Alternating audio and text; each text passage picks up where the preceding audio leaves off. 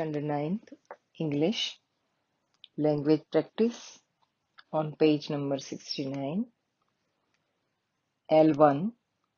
Listen to your teacher reading conversation. 1. Focus on his or her intonations and underline the words that you think they are used for request. Some are already done for you. Now, I will read this dialogue. Now, students, you have to focus on my intonations. Intonations એટલે અવાજનો જે tone છે કે જેમાં તમને એમ લાગે કે આ શબ્દ આ વાક્ય જે છે એ રિક્વેસ્ટનો ભાવ દર્શાવે છે. તો ફર્સ્ટ કન્વર્ઝેશનમાં તો અંડરલાઈન કરી જ છે, તો બાકીના કન્વર્ઝેશનમાં ટેક્સ્ટ બુકમાં ધ્યાન આપવાનું અને એમાં જુઓ તો પહેલું કન્વર્ઝેશન જોઈશું આપણે.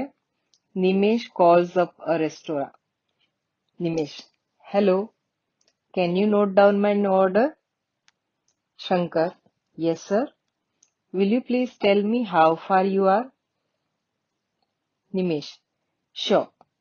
We are just 2 kilometers away from your restaurant. Shankar, okay, that's fine, sir.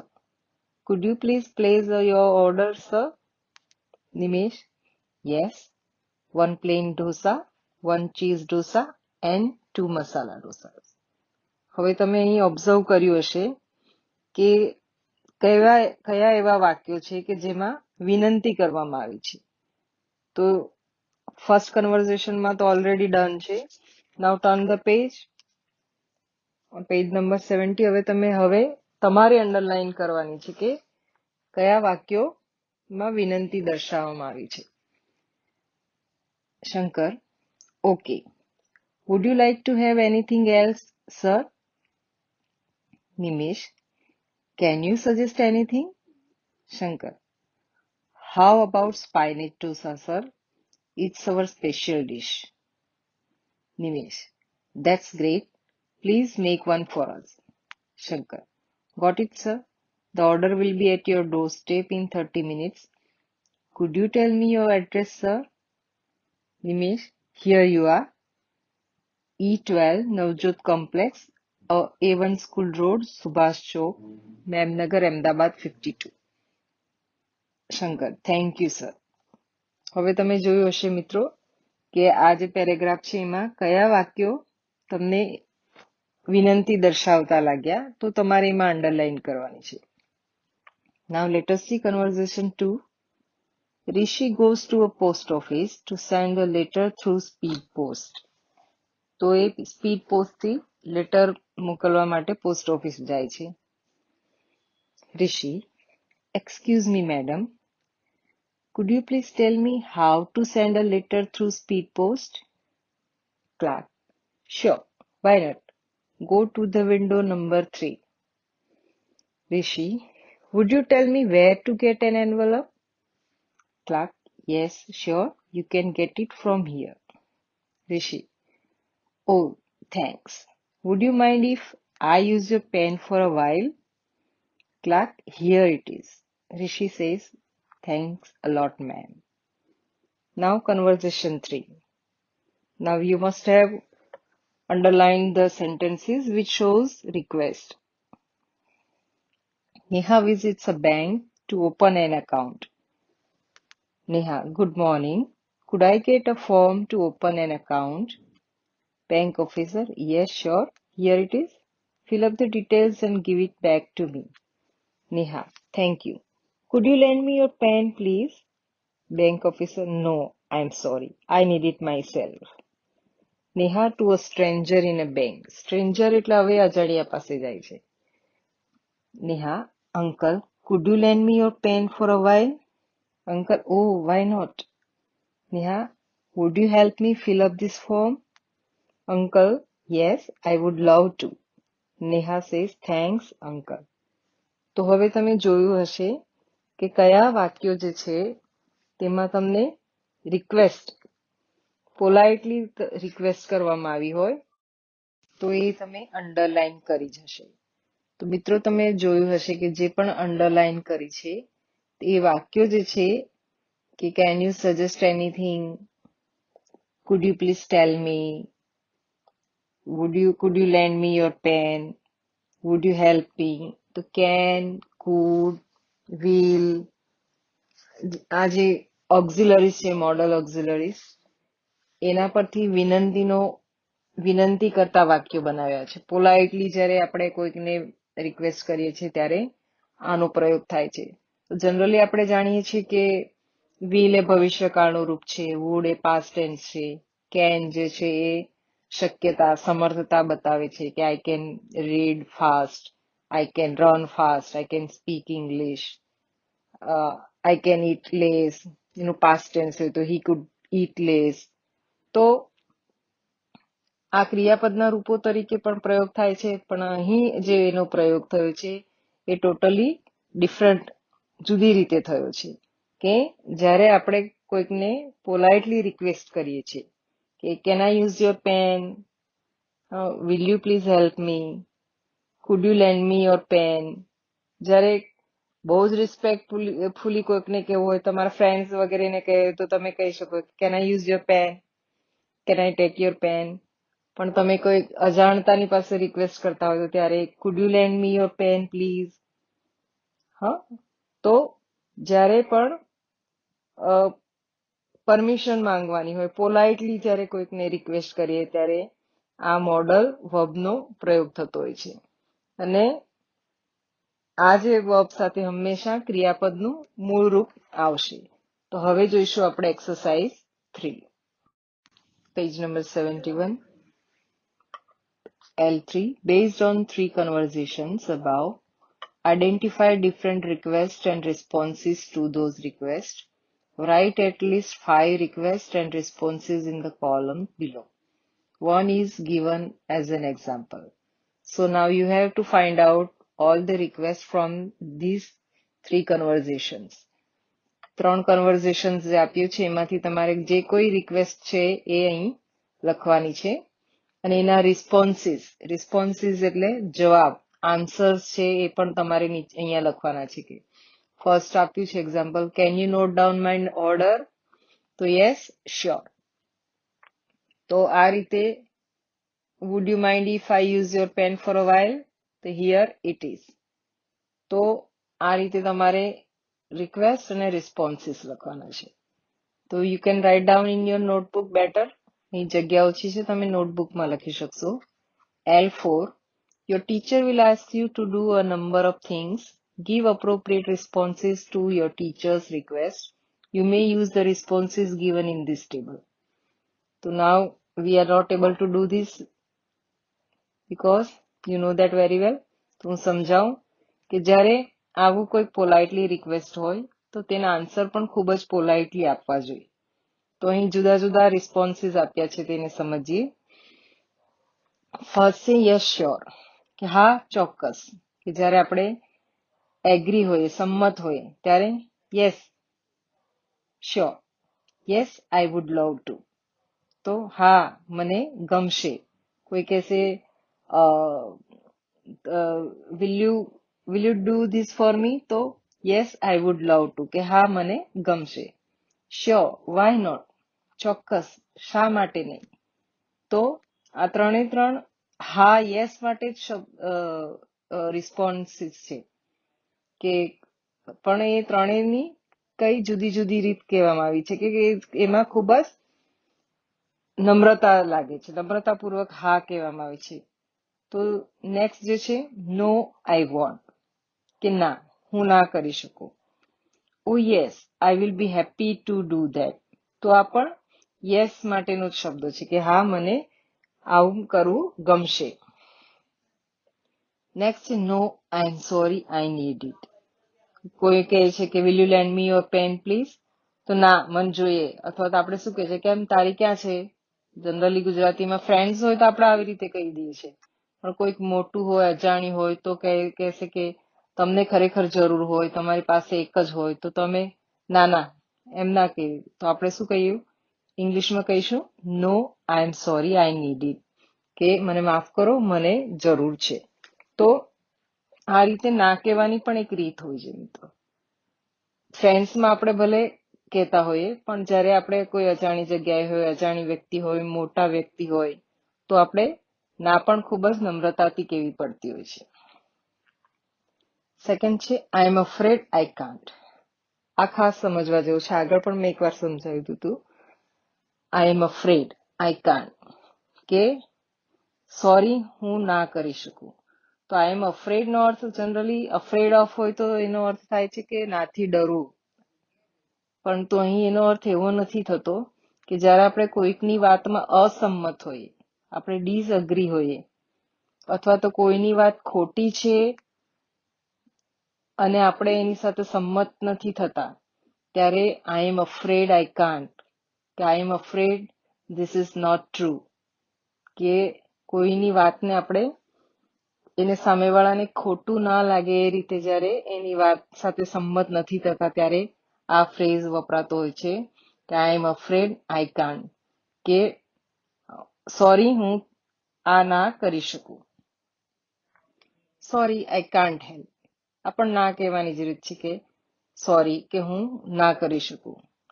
Sorry I don't know, sorry I am not aware of it, કે માફ કરશો કે હું આ બાબતે અજાણ છું.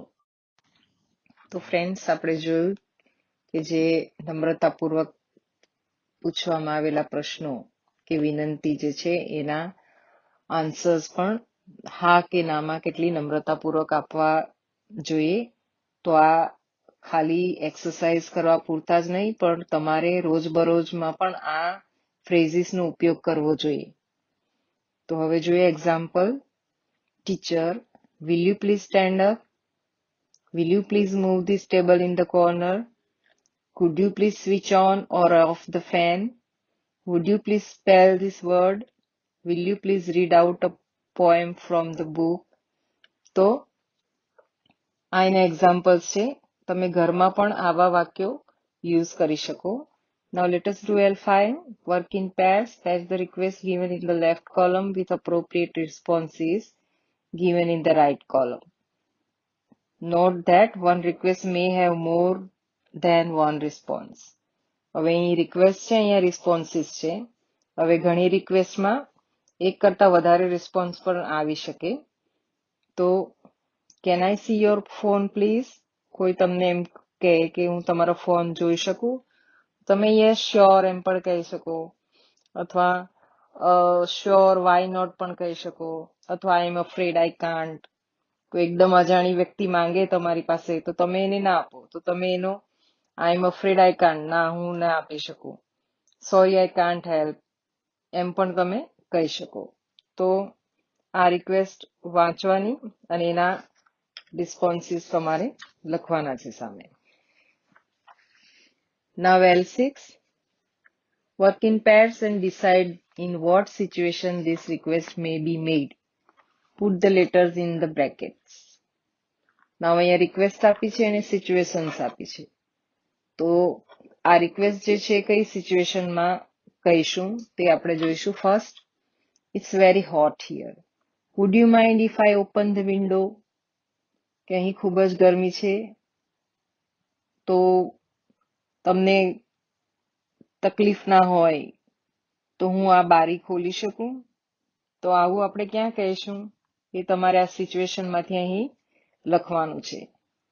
તો આપણે ઘરમાં તો આ રીતે વિનંતી નથી કરતા, કે ઘરમાં તો આપણે સીધા ખોલી દઈએ છીએ, બરાબર ને? પરંતુ આપણે ક્યાંક બહાર હોઈએ તો આપણે આ રીતે પૂછ્યું કે હું બારી ખોલું તો તમને વાંધો નથી ને? તો ક્યાં આવશે? Railway compartment. તો અહીં એચ લખવાનું છે. તો આ રીતેની બાકીની એક્સરસાઇઝ તમારે ટેક્સ્ટ બુકમાં જ કરવાની છે. Now L7. How would you frame request in these situations? Use expressions like will you, can you, would you, could you, please to make request. Work in group or 4 or 5. Now you have to frame questions. અહીંયા request બનાવવાના છે. Sorry. કે you are decorating the room for your birthday party. Ask one of your friends to help you for the same. તો આ situation આપી છે. આ પરિસ્થિતિમાં તમે તમારા મિત્રને કઈ રીતે વિનંતી કરશો? Can you fix those balloons on the wall? તો આ જ રીતે બીજી પરિસ્થિતિ અહીં આપી છે કે you are returning home late from a music class, you don't have a phone, ask for a mobile phone from your friend so that you can inform your parents. કે તમે મ્યુઝિક ક્લાસમાંથી આવી રહ્યા છો ને મોડું થઈ ગયું છે ને તમારી પાસે ફોન નથી, હવે તમારે તમારા મિત્રનો ફોન માંગવાનો છે, તે કઈ રીતે કહેશો તમે? Can I use your phone please? તો આ રીતે તમારે could you, would you like to કે could you please આનો યુઝ કરીને તમારે બાકીની રિક્વેસ્ટ બનાવવાની છે. It's a very good exercise. તો તમે આ એક્સરસાઇઝ તમે નોટબુકમાં જ કમ્પ્લીટ કરી શકશો. Now let us see L8. Decide which role you will play from the cue cards given below. Frame dialogues with the help of cues given below. See your teacher's help for the meaning of given cues. Work in pairs. Friends, અહીં cues આપી છે A અને B માં, તો આપણે એમાંથી dialog frame કરવાના છે. First one is done. Draw B's attention. B નું અટેન્શન, જ્યારે આપણે કોઈનું અટેન્શન ડ્રો કરવું હોય તો આપણે કયો શબ્દ યુઝ કરીએ છીએ? Excuse me please. પછી hello, could you give me some information? તો બી રિસ્પોન્ડ કરશે એક્સક્યુઝ મી કહ્યું તો આપણે અહીંયા કહીશું કે એણે કહ્યું છે ને કે could you give me some information, તો કહીશું yes sure. How can I help you? પછી બીજું છે inquire about the bus to Palanpur. હવે એણે પાલનપુર જતી બસની બાબતે પૂછપરછ કરવાની છે, તો કઈ રીતે આપણે સેન્ટેન્સ ફ્રેમ કરીશું? તો કેન, કુડ, વિલ, વુડ નો તમે પ્રયોગ કરી શકો કે can you tell me the bus to Palanpur? તો can you tell me about the bus to Palanpur? તો અહીં છે respond, ask A to wait a bit, give the information. તો yes sure, just wait a bit, કે થોડી વાર રાહ જો. પછી કહે છે કે you can get a bus for Palanpur at time આપી શકો કે 11 AM, 2 PM, 4 PM, 6 PM. પછી બીજું છે ask for other details. પછી platform, fair, whether it is direct bus or express bus. તો તમે એ રીતે અહીં ક્યુઝ આપ્યા છે એ પ્રમાણે પ્રશ્નો બનાવવાના અને રિસ્પોન્ડ આપવાના છે. Now let us see A and B. Greet B. Greet B એટલે ગુડ મોર્નિંગ, ગુડ આફ્ટરનૂન. તો આ રીતે બી એ જે છે એ ગ્રીટ કરે છે કે good morning and offer an invitation to B for a music concert. હવે બી ને કોઈ મ્યુઝિક કોન્સર્ટ માટે ઓફર કરવાની છે, તો આપણે અહીંયા પ્રશ્નો બનાવી શકીએ કે wood you like to join me for a music concert? કે તને મારી સાથે મ્યુઝિક કોન્સર્ટમાં આવવું ગમશે? તો બી જે છે એ રિસ્પોન્ડ કરે છે કે રિસ્પોન્ડ ટુ ધ ગ્રીટિંગ, કે એને ગુડ મોર્નિંગ કહ્યું હશે તો ગુડ મોર્નિંગ કહેશે, ગુડ આફ્ટરનૂન કીધું હશે તો ગુડ આફ્ટરનૂન કહેશે. તો good morning, inquire about the concert. એટલે નેચરલી આપણે કોઈકને પૂછીએ કે કોન્સર્ટમાં આવવું છે તો તમે પહેલા જ પૂછશો કે કોનો કોન્સર્ટ છે, તો whose concert is this? So the B gives names of the performers. કહી શકશો કે this is the concert of the legendary musician of our country, A.R. Rahman. પછી make more inquiries. તો તમે પછી વધારે બી એના વિશે પૂછે છે કે કોન્સર્ટ કેટલા વાગે છે, ક્યાં છે, તો એના વિશે પ્રશ્નો બનાવવાના છે અને પછી એ છે એ ફરીથી એનો રિસ્પોન્ડ કરશે. તો આ રીતે તમારે આ ડાયલોગ્સ તમારી નોટબુકમાં લખી લેવાના. Page 74, L9. Use the messages given below and try to complete the telephonic conversation using request forms you practiced earlier. Work in pairs. Now let's see. Messages આપ્યા છે અહીં. Message 1. Emil, Bhavin called you this morning. Can he borrow your laptop? If yes, when could he pick it up? તો આપણે પહેલો message જોઈશું મિત્રો કે અહીં એમિલને માટે મેસેજ છે કે એમિલને ભાવિને સવારમાં કોલ કર્યો હતો તો આ મેસેજ કોઈ પણ લખે છે કે એની મમ્મી લખે છે કે પપ્પાએ કે બેને કોઈકે લખ્યો હશે જેણે ફોન રિસીવ કર્યો છે અને લખ્યું છે કે એમિલ, પછી એ લોકો સીધો વાત કરી નથી શકતા એટલે એને મેસેજ લખે છે કે એમિલ, ભાવિનનો કોલ હતો, એ તારું લેપટોપ લઈ શકે અને જો હા લઈ શકે તો એ કેટલા વાગે આવીને લઈ શકે. તો હવે આ મેસેજને આપણે જ્યારે ડાયરેક્ટ ભાવિન સાથે વાત થઈ હશે તો કઈ રીતે વાત થઈ હશે તે જોઈએ અહીંયા આપણે. A, can I speak to Emil please? તો B, I think he is not here. Do you want to leave a message? તો એ જે છે કે છે yes please, this is Bhavin. તો એ જે છે ભાવિન છે કે હું ભાવિન છું, please tell him if I could borrow his laptop, કે હું એનું લેપટોપ લઈ શકું, and if he agrees, કે જો એ સંમત થાય, then could you also ask what time can I come to pick it up? કે જો એ અગ્રી થાય તો હું લેપટોપ કેટલા વાગે લેવા આવું. તો આ જે વાતચીત થઈ હોય એનો મેસેજ અહીં ઉપર ટૂંકમાં લખ્યો છે. તો આ રીતે મિત્રો તમારે બાકીના 3 મેસેજીસ વાંચવાના, નીચે આપ્યું જ છે એમાં ખાલી જગ્યા કમ્પ્લીટ કરવાની. Now 10, you are going out on a long vacation. Think of a few things you would request your neighbor to do in your absence. Some hints are given in the brackets. હવે તમે long vacation માટે જઈ રહ્યા છો તો આપણે જાણીએ છીએ કે આપણા પડોશીઓને આપણે બધી સૂચનાઓ આપતા હોઈએ છીએ. તો એ સૂચનાઓ તમારે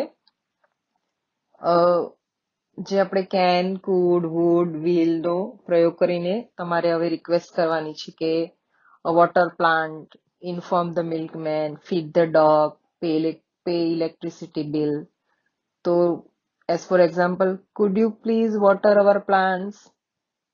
wood you like to inform our milkman, કે તમે અમારા મિલ્કમેનને ઇન્ફોર્મ કરી દેશો. તો આ રીતે અહીં તમારે ટેક્સ્ટ બુકમાં જ નોંધવાનું છે. રાઇટિંગ છે આપણે મિત્રો પાછળથી જોઈશું. બાકીની એક્સરસાઇઝ તમારે કરી લેવાની. Thank you very much.